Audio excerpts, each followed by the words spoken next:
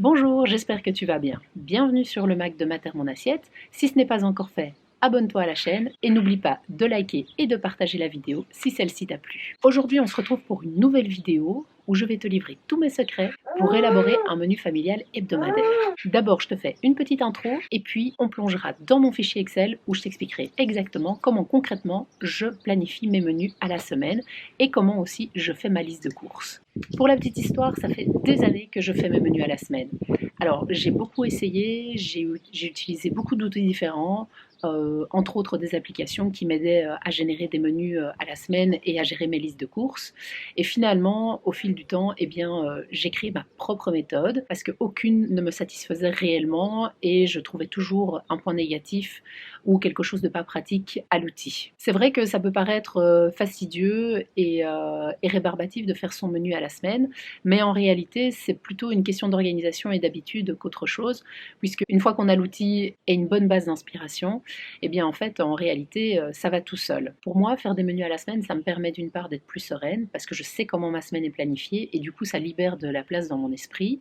Et puis, je ne me pose plus la question de « Ah tiens, qu'est-ce qu'on va manger ce soir? Je dois encore aller faire mes courses, je dois me dépêcher après le boulot, ou juste après avoir été chercher les enfants à l'école, je dois encore vite filer au magasin pour aller acheter à manger. » Tout ça, ça ne m'arrive plus. Et puis, ça me permet aussi de ne pas craquer sur des produits tout préparés, puisque en dernière minute, c'est souvent ce qu'on est tenté de faire, c'est d'acheter vite fait une lasagne ou des pâtes toutes faites. Qu'on se le dise, le cracking c'est mauvais pour ta santé et en plus c'est très mauvais pour ton portefeuille aussi. Alors c'est vrai qu'au début ça demande du boulot, il faut une bonne base d'inspiration, que ce soit des livres ou un fichier que tu as construit avec le temps, avec des repas que tu as appréciés ou que tout le monde a apprécié dans ta famille, ou alors de bons sites internet de référence. Mais une fois que tu as ta base de données, en fait après ça va tout seul. D'autre part, je gagne du temps aussi.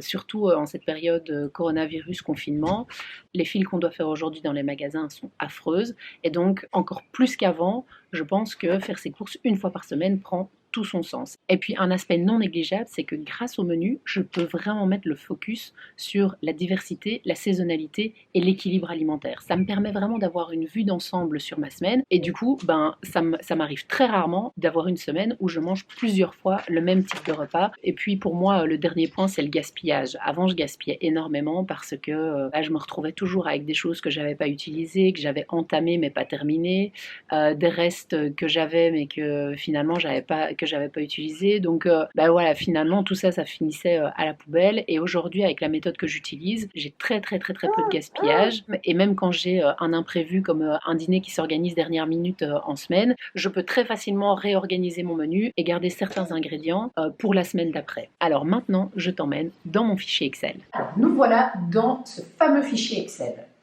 Alors vous verrez que mon fichier il est composé de deux sheets. Une sheet idée et une sheet menu. Alors, la sheet idée, c'est la fiche où je vais rassembler toutes les idées que j'ai testées et qui ont fonctionné en famille. Vous avez 4 colonnes. J'ai d'abord mes idées petit déjeuner. Là, c'est pas très compliqué parce que je fonctionne toujours plus ou moins avec les mêmes petits déjeuners, c'est-à-dire soit des œufs sur le plat ou à la coque et du pain, soit yaourt granola fruits frais, soit un porridge de la veille, soit un porridge chaud du matin, ou alors éventuellement des pancakes salés avec des œufs sur le plat, mais ça c'est plutôt pour le week-end, ou alors du pain et du fromage. Je ne sers jamais des céréales petit déjeuner avec du lait qu'on donne classiquement aux enfants ou même que les adultes peuvent consommer aussi par facilité et rapidité. Et je ne sers pas non plus de tartines genre choco confiture parce que ce sont des petits déjeuners qui sont beaucoup trop riches en sucre, qui ne sont pas du tout nutritifs et qui vont avoir pour conséquence de faire très vite monter la glycémie, la vôtre ou celle de votre enfant.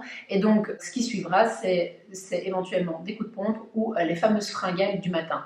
Avec un petit déjeuner qui est composé de protéines, de bonnes graisses et de glucides, eh bien, vous avez de quoi tenir jusqu'au repas du midi. Ensuite, on a les repas complets et puis les repas plus légers, puisque de manière générale, j'essaye toujours d'avoir un repas vraiment plus conséquent sur un des deux moments de la journée, c'est-à-dire le midi ou le soir, et alors avoir quelque chose de plus léger. En général, le plus léger, je le sers plutôt le soir et je garde le repas plus conséquent pour le midi. Et ma colonne collation, ben là, elle contient tout ce que je suis susceptible de faire. Et là, j'essaye toujours d'avoir les bases à la maison pour pouvoir improviser quelque chose en fonction des envies des enfants ou des miennes. En sheet numéro 2, j'ai mon fameux menu. Alors là, vous voyez que je l'ai déjà élaboré parce que faire un menu, ça prend quand même du temps. L'idée, c'est vraiment que vous compreniez la logique du fichier et la logique de construction du menu. Vous voyez que j'ai 7 jours, puisque je ne fais mes courses qu'une fois par semaine. Produits frais compris, donc je ne complète rien pendant la semaine. J'ai une colonne protéines, une colonne céréales, midi, soir et collation. Alors, je ne mets pas mes petits déjeuners dans mon menu puisque là, j'ai toujours la base qu'il faut pour faire un des petits déjeuners que je vous ai cité précédemment. J'ai une colonne donc protéines parce que ce qui est important, c'est de voir la répartition de vos protéines sur la semaine. On peut très vite se retrouver à manger en fait 3 ou 4 fois du poulet sur la semaine ou 3 ou 4 fois du haché et donc on manque vraiment de diversité alimentaire dans le menu. Donc l'idée ici d'avoir une colonne dédiée aux protéines, c'est vraiment de pouvoir visuellement constater qu'on diversifie bien ces protéines. Même chose pour les céréales. Finalement, on peut se dire qu'on mange plein de choses différentes, mais on tourne entre du pain, de la semoule, des pâtes, ou alors des tortillas, et tout ça c'est fait à base de blé. Donc en fait, il n'y a pas de diversité. Et puis on a les repas de midi et de soir, et puis les collations. Alors, comment est-ce que j'ai composé mon menu? C'est très simple. J'ai été dans mon tableau idée, et puis là, j'ai été chercher tiens, qu'est-ce que j'ai envie de faire à midi et le soir? Et donc, j'ai commencé à faire des copier-coller, tout simplement, des repas en question. Alors, vous verrez par exemple que ici, le midi, j'ai choisi une salade de pommes de terre, tomates et thon. Et puis le soir, je refais des spaghettis puttanesca, donc thon, capre, olive. Alors, c'est vrai qu'avec le thon en boîte, je me permets de consommer des protéines 2 fois sur la journée parce que le thon en boîte, je ne vais jamais en mettre vraiment beaucoup. Donc, ce qui est important, c'est l'équilibre sur la journée. Donc, d'avoir plus ou moins pour un adulte 100-150 grammes grand maximum de protéines par jour. Sachant que si vous mangez du yaourt le matin, votre yaourt il est protéiné. Et puis à midi, manger un peu de thon, le soir un petit peu de thon. Et bien en mettant tout ensemble, on arrive à l'équilibre souhaité. Je mets un point d'attention sur le fait que sur la journée, je ne vais pas par exemple manger 2 fois des pâtes. Donc vous voyez ici que j'ai choisi un plat à base de pommes de terre et puis de pâtes le soir. Le lendemain, j'ai choisi un plat végétarien à base de semoule. Le surlendemain, j'ai choisi un plat à base de haché de veau avec des œufs le soir et du risotto, donc du riz comme céréales, etc., etc.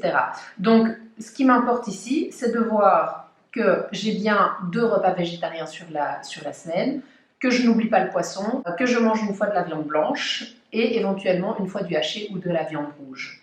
Alors, je ne mets rien en jour 7 parce que le jour 7, c'est le jour où je vide le frigo. Donc c'est le jour qui précède les courses et donc là je compose quelque chose avec tout ce qui reste. Alors soit j'ai encore un peu de reste pour de lunch qui n'ont pas été mangés, ou alors j'ai encore de quoi faire une omelette, j'ai toujours encore de quoi faire une omelette de toute façon, ou alors je peux encore bien faire des pâtes aux légumes ou que sais-je. Donc c'est le jour où, pour être sûr de ne rien jeter, eh bien je vais manger tous mes restes ce jour-là. Et ça, c'est un bon truc aussi pour faire des économies au niveau de votre budget nourriture. Alors pour les collations, cette semaine, je planifie de faire des cookies, de donner des fruits secs en collation et je planifie de faire 1 ou 2 smoothies sur la semaine. Pour faire ma liste de courses, c'est pas très compliqué. Je vais vraiment prendre repas par repas, un par un, et je vais regarder chez moi ce que j'ai encore et ce qu'il me manque. Alors par exemple, pour la salade de pommes de terre, tomates et thon, je sais que je vais devoir acheter des tomates cerises et du thon, ça tombe bien parce que j'en ai encore 1 ou 2 boîtes au placard. Donc. Et alors mes pommes de terre, ça par contre je vais devoir en acheter. Comme je vous l'avais dit précédemment dans la vidéo sur le zéro déchet, je laisse toujours mes bocaux à l'extérieur pour que je puisse voir très rapidement en un coup d'œil ce que j'ai et ce qu'il me manque. De manière générale, quand j'élabore mon menu, je sais que de toute façon, je vais devoir mettre beaucoup plus de légumes que ce qui est noté dans mon menu. Par exemple ici, les légumes surgelés couscous, je sais qu'il y a des pois chiches dedans, mais il n'y en a pas assez. Donc je vais en acheter et je vais en rajouter. Donc la colonne autre, elle me sert à mettre ce dont j'ai besoin pour la maison, comme par exemple, j'ai besoin de linge pour mon bébé, j'ai besoin de serviettes, j'ai besoin de gel douche, etc. Alors, cette colonne autre, je la complète au fur et à mesure de la semaine. Donc, vu qu'on est toujours bien à un moment donné sur son ordinateur sur la journée, eh ben, je vais vite noter ce à quoi j'ai pensé, ou alors je le note sur un petit bout de papier et puis je le complète dans mon fichier un peu plus tard. Et donc, cette liste, en fait, au final, je vais l'imprimer. Donc, je vais imprimer ceci, et puis je vais imprimer ma liste. Et mon menu, je vais l'afficher sur mon frigo. Et donc, ce qui est génial, c'est qu'en fait, je ne me contrains pas trop à suivre exactement le menu à la lettre, en termes de jours en tout cas, puisque je vais pouvoir, par exemple, en fonction du temps dont je dispose ou des envies du moment, eh bien, je vais pouvoir intervertir certains jours. Donc, je pourrais très bien aller choisir, par exemple, pour mon midi, une salade de pommes de terre que je vais mettre en couleur. Et puis le soir, en fait, je me rends compte que j'ai envie de faire ma salade de patates douces feta. Et donc, voilà, comme ça, je vais pouvoir jouer en fait dans mon menu et mon menu n'est pas trop contraignant. J'espère que vous avez bien compris la méthode que j'utilise. N'hésitez pas à me poser des questions en commentaire s'il y a quelque chose qui ne vous semble pas clair. Je mets le document, bien entendu, au téléchargement dans la boîte de description ici, juste en dessous. Et amusez-vous, et surtout, ne laissez pas tomber. Mon budget, il est d'environ 250 € par semaine pour nourrir 5 personnes matin, midi et soir. À peu près 85% de mes courses sont faites dans les magasins bio ou les magasins locaux et 15% dans les supermarchés. Je ne pense pas que le budget soit vraiment tant excessif, surtout que c'est pour 5 personnes. Mais je me rends bien compte que c'est pas à la portée de tous les ménages de dépenser un budget pareil sur l'alimentation. Alors il faut bien vous dire que ce montant il dépend surtout de la qualité des ingrédients que vous allez acheter. Où est-ce que vous allez les acheter? Est-ce que vous êtes en ville, à la campagne? Est-ce que vous avez un maraîcher près de chez vous? Il y a plein de facteurs qui jouent sur ce fameux budget. Moi, la seule chose que je peux vous dire, c'est que le fait de planifier ses repas, ça a vraiment un impact extrêmement positif sur la gestion du budget du ménage. Parce que vous n'allez acheter que ce dont vous avez besoin. Vous ne serez plus tenté d'aller acheter vite d'autres types de produits qui peuvent coûter plus cher en dernière minute. Et quand on va faire ses courses plus régulièrement qu'une fois par semaine, ça laisse la porte ouverte aussi à acheter d'autres choses dont on n'a pas forcément besoin et qu'on va acheter plus par envie sur le moment même. Je vous reprends maintenant pour vous parler des applications de liste de courses. Alors c'est vrai que moi je suis pas une grande fan des applications liste de courses, mais j'en ai testé plusieurs par le passé et il y en a une qui pour moi se démarque vraiment des autres. C'est l'application Listonic que vous trouvez sur l'Apple Store et sur Android. C'est une application qui est plutôt bien faite. Vous avez le partage familial dessus, donc chaque membre de la famille peut rajouter quelque chose sur la liste s'il en a besoin. Et puis ça permet de classer les courses par catégorie d'aliments. Du coup vous pouvez être plus efficace en faisant vos courses par rayon. Voilà, on arrive à la fin de cette vidéo. J'espère que celle-ci t'a plu et qu'en plus elle t'aura donné des idées et des outils très pratiques pour commencer à faire tes menus ou à ne rien lâcher si tu as commencé mais que tu n'es pas convaincu. On se retrouve très bientôt pour une nouvelle vidéo et je te dis à bientôt.